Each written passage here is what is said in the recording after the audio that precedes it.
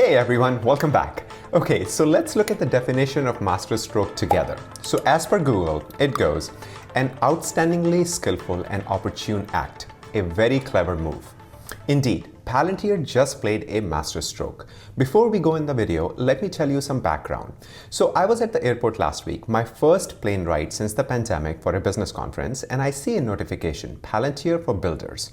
I just closed the notification without reading as I was in the security line, but my initial thoughts were that Palantir is going into construction industry. Well, I thought that's good because it's much needed in that industry with constant delays, lack of budgeting, and few more reasons, of course, we all know that.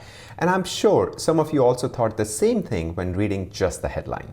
But then when I read the full story and the keywords that were mentioned in the article, I realized that this is probably one of the most genius plays Palantir has made. Let me share the article with you, and I have underlined few key points in the article that we will discuss in just a few minutes, but here's my screen for the article. So as you can see on the article over here, and I'm not going to read the whole thing, I'll just show you a very quick summary of it. So Palantir Technologies right here announced today the launch of Foundry for Builders for early stage companies, and also for Palantir Foundry for Builder makes a continued expansion of its business beyond large organizations with complex data environment to younger companies.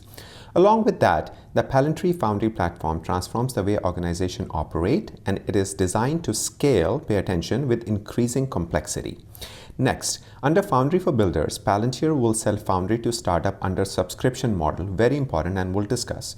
Connected to Palantir's alumni, very interesting here, before expanding the initiative to other early stage companies.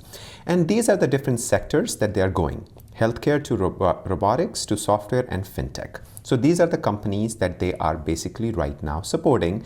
One is in healthcare, AI, fintech, and also robotics right here.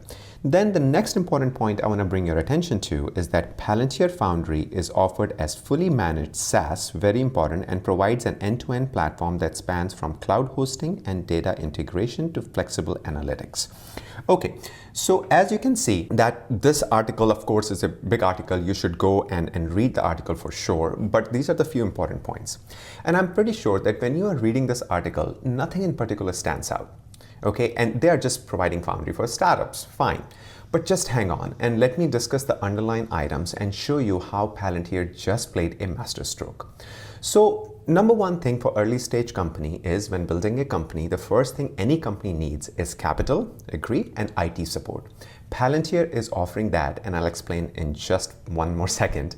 Second biggest worry that startup has is how to scale and match up to competitors. Again, very important. They need the people, capital, and IT support, which is Palantir offering right here as a subscription model. Third biggest worry is not how to grow the business, but how to scale.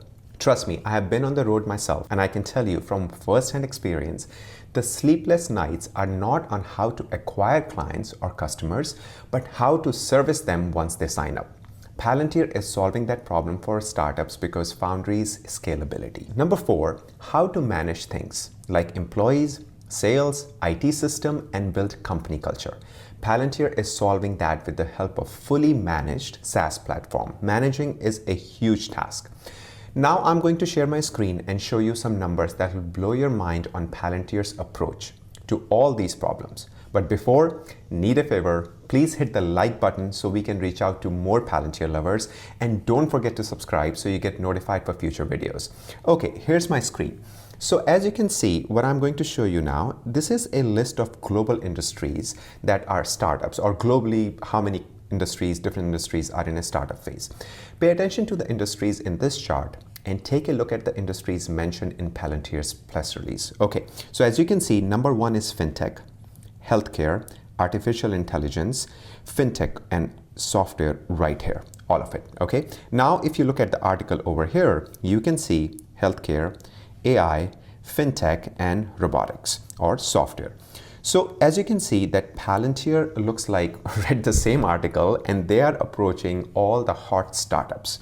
Now let's look at what is the most hottest sectors in the startup. So as you can see, healthcare is 41.2 billion, and healthcare is hard, very hard, because you're playing with the unknown, but the potential reward is huge.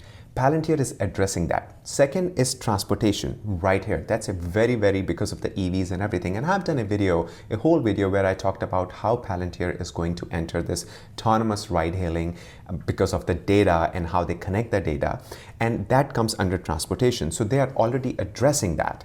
Next is Fintech, which is Palantir is addressing as well. So they are taking the lead on all hot sectors of startup. Now, let's talk about market share.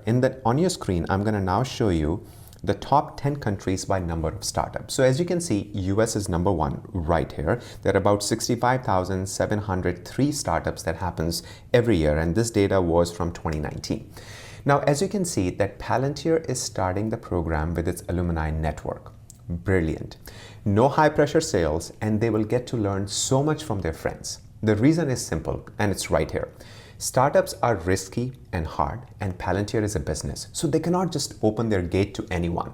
Look, 40% of the startups right here, only 40% of the startups becomes profitable.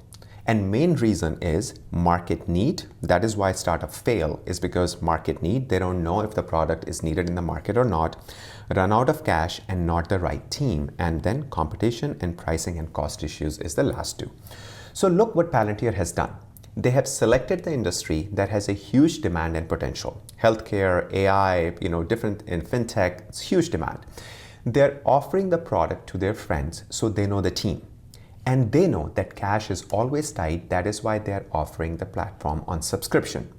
So basically, they have taken care of all three just by offering the product for subscription and to their friends. Brilliant approach in my opinion. But here comes the knockout punch. So why do people start companies? I'll give you the reason right here. One of the biggest reasons that people start companies is acquisition. 50%. They want to get acquired by a bigger company. So if 50% of startup gets acquired by a bigger company, Palantir is getting in from ground up by offering affordable solution and scale with the growth of the company. And when the company is acquired, one of the biggest asset is the IT systems. And imagine if a bigger company acquires this small startup, they will be acquiring Foundry with them. And once they see the power of the application, they may change their own legacy systems to shiny new Foundry.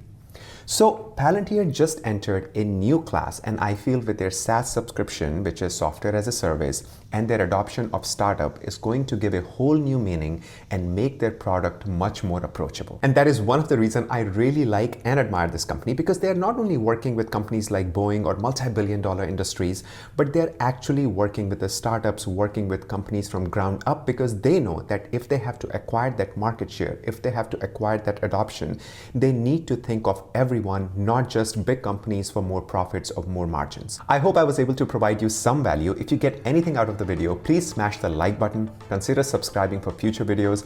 Love you all. Thank you so much for watching. Until next time, you all have a sparkling day.